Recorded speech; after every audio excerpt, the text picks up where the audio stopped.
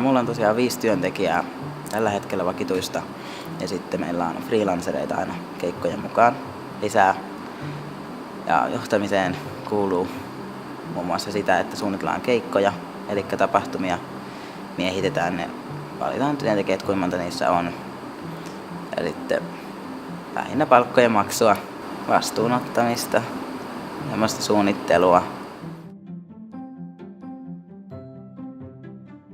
No se on muuttunut aika paljon, eli alussa mä itse jännitin tosi paljon, kun mä näin asiakkaita, että miten ne suhtautuu ja sit mä en välttämättä aina halunnut edes mennä mihinkään asiakastapaamisiin silloin, mutta nyt mä oon ihan ok sen kanssa, että en mä mun ikäni huutele, että jos joku kysyy sitä, niin totta kai mä kerron, minkä ikäinen mä oon. Se on ihan luonnollista, että mä näen asiakkaita päivittäin ja ei se ole mulle enää semmonen, se on ihan arkipäivää mun työssä. Mun yrityshän lähti DJ-palvelusta, eli vahingossa kasvoi niin sanotusti näin suureksi. Mä tein tutuille keikkoja ja sitten se alkoi vaan kasvaa siitä. Ja sitten mä päätin, että on järkevämpää perustaa yritys, koska laskutus ja tämmönen ja kaikki muukin on helpompaa.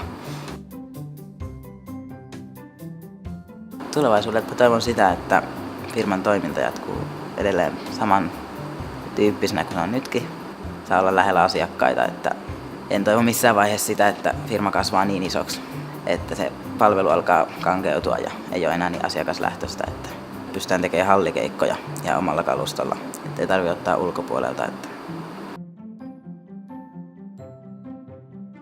Mulla oli haastavinta se, että kun tämä toiminta lähti kasvamaan, niin kaluston osto ja kaikki investoinnit, eli kun tämä on sen verran kallis ala ja laitteet maksaa tosi paljon, niin lainan ottaminen alaikäisenä, niin se oli just se ehkä suurin haaste tässä hommassa.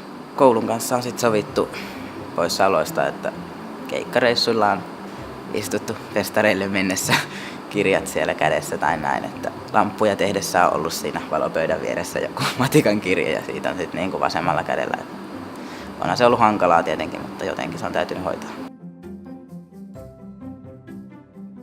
Mun mielestä hyvä johtaja on sellainen, joka on vastuullinen, pitää huolta työntekijöistä ja tietää ne, missä ne on hyviä ja laittaa ne tekemään semmoisia hommia, mitkä on niiden vahvuuksia.